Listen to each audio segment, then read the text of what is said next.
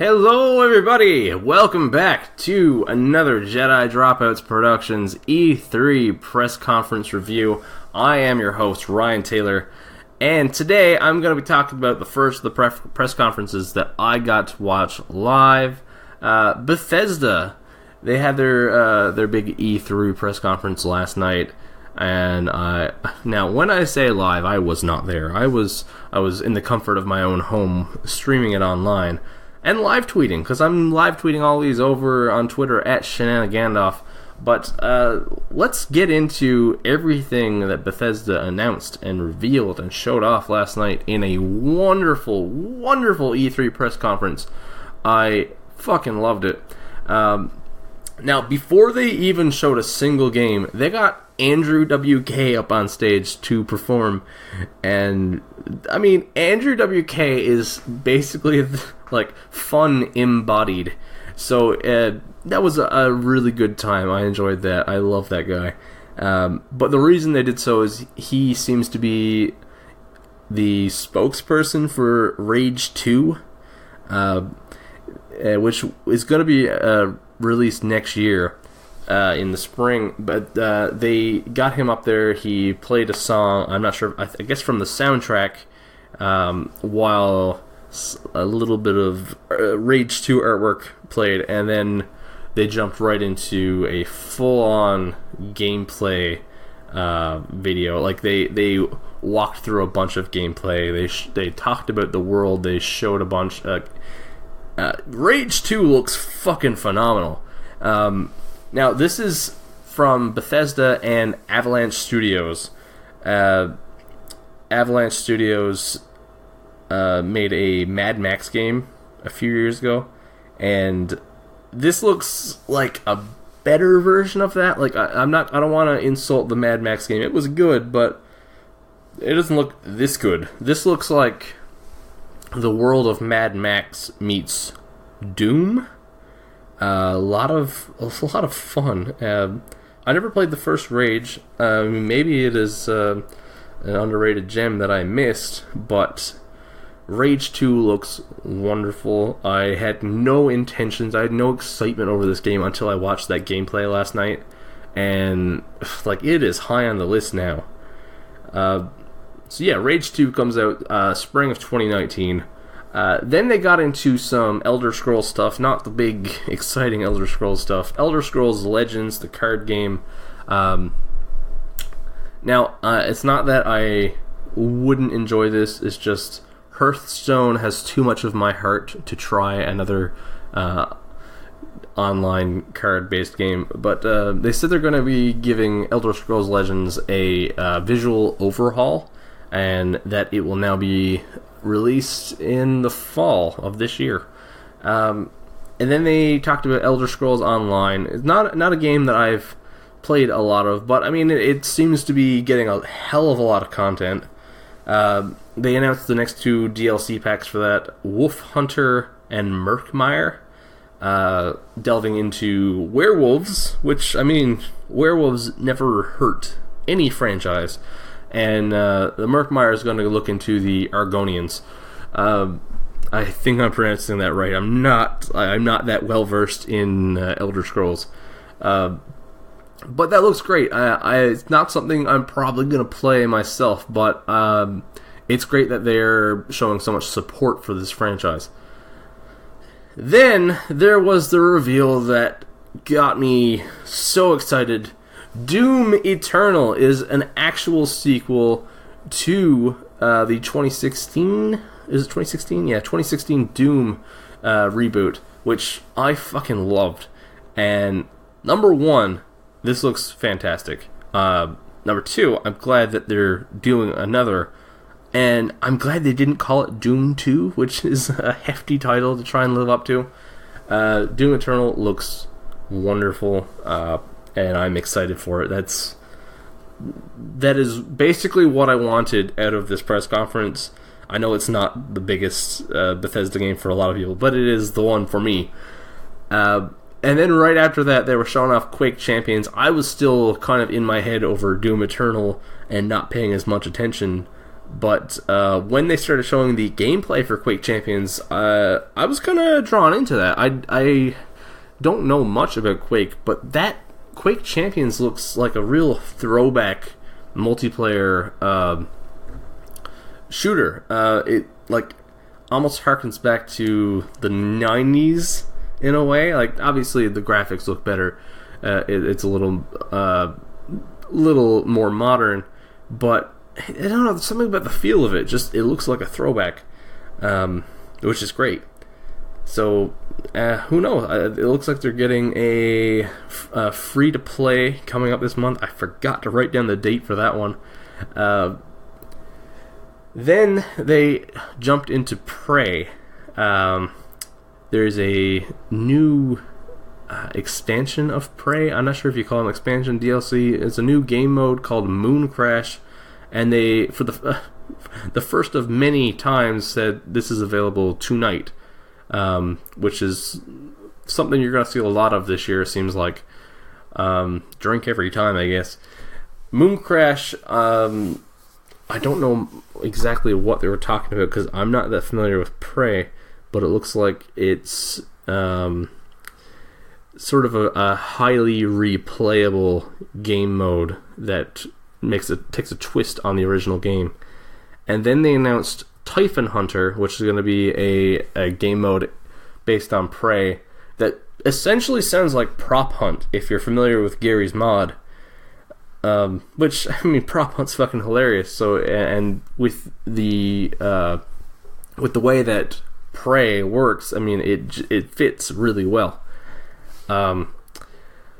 And then they got back on the id Software train and hyped me up again with a new Wolfenstein, Wolfenstein Youngblood, which apparently stars BJ and Anya's twin daughters, which is exciting for two reasons. Number one, co-op Wolfenstein is a great idea. That is an untapped fucking area. Number two, female protagonists in Wolfenstein. 2 female protagonists in a co-op Wolfenstein. I mean, fucking yes. That's coming out next year, and this is just a fucking abundance of good ideas. And then, to top off those last couple announcements, Prey and Wolfenstein are both coming to VR, which is something that Bethesda has been doing lately. I mean, Doom, Skyrim, Fallout, all these games are coming to VR, are all in VR already, and now they're bringing their other big ones. Next, they got into the one that everybody is talking about, Fallout 76. And yes, it is an online multiplayer game. Yes, it is 4 times the size of Fallout 4, which is fucking huge. And most importantly, it comes out this year, November 14th. I was shocked by that release date. I did not expect it so soon. They showed a ton of gameplay, like a lot of fucking gameplay for this. They had all these fun little Vault Tech educational videos explaining stuff, which is always fun. I love that. There was an appearance of a mutant sloth, a giant mutant sloth, that me and a few friends on Twitter got really excited about because it looked like a lot of fun. He should be on the fucking cover of this thing. Fallout 76, set in Virginia. I don't know much about Virginia aside from John Denver lyrics, but it looks like a great idea. Apparently, every single character in the world is going to be a real person online. They're going big on this. They're trying something real different, and it seems like a great idea. I'm not the biggest online multiplayer guy, but I'm on board for it. I like where they're going. I like the ideas they have here, and it seems like it should work. In other Fallout news, Fallout Shelter, again, available on PS4 and Switch now. They pulled one of those again. But in other mobile news, because Fallout Shelter originally being a mobile game, they're trying the same thing with Elder Scrolls. They revealed Elder Scrolls Blades, which is a mobile Elder Scrolls game, and it is literally a first-person Elder Scrolls game. It looks like an Elder Scrolls game. It's amazing, actually. Interesting control scheme, dungeons, and first-person combat. It looks very, very interesting. It's going to be a free game. It comes out this fall. And you can pre-register for it immediatidey, and I'm going to go do that as soon as I finish recording because I want to play that. I didn't expect that at all, but it looks great. Next, they pulled such a bait and switch here. It was phenomenal. They led up to it by saying, now the game that everyone is asking about, everyone wants to see. And then they showed a little teaser for Starfield, which is their new IP. It's coming out for next generation consoles, so not even Xbox One, PS4. It's going to be the next wave whenever that comes.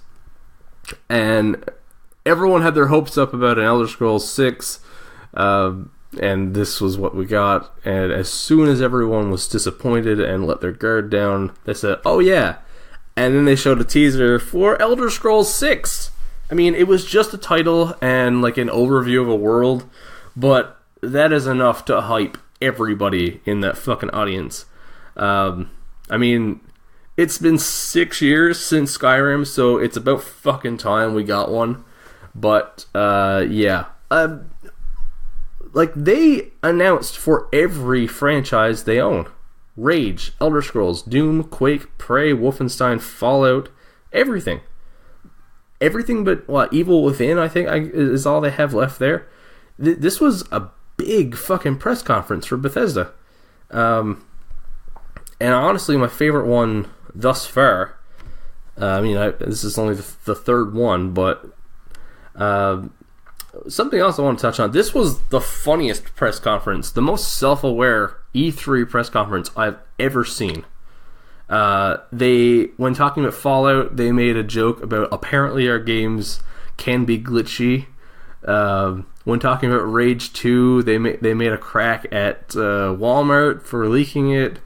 At one point, they used the phrase "fuck Nazis" when talking about Wolfenstein. And they also, I forgot to mention this, they did a Skyrim parody trailer with Keegan-Michael Key, joking about the amount of places that Skyrim is available now, and it was Skyrim for Amazon Echo. It was hilarious. I love Keegan-Michael Key, and like overall, it was just a very fun press conference. On the good pizza scale here at Jedi Dropouts Productions, I'm gonna give it 7 slices. Yeah, 7 slices out of 8. This was a fucking great press conference.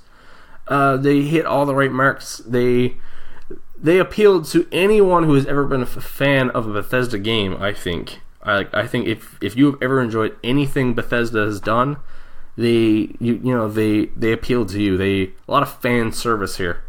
So yeah, 7 slices out of 8 for Bethesda, and that wraps up the Bethesda E3 press conference review. Thanks again for listening. Really appreciate that. And you can check out other episodes of Jedi Dropouts, Final Form, or any other of these E3 press conference reviews I'm going to be recording over at www.jedidropouts.podbean.com, or wherever you listen to your podcast, really. And over on Twitter, I mentioned earlier, I'm going to be live tweeting a ton of these press conferences at Shenanigandolph.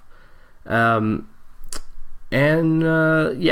can't wait to see what else we get to see in the press conferences coming today. I think Square Enix is the next one. We got Sony coming up. Sony's the big one. I just bought a PS4 this week, so hopefully some good stuff there. Thanks again for listening, and as always, don't forget to drop out later.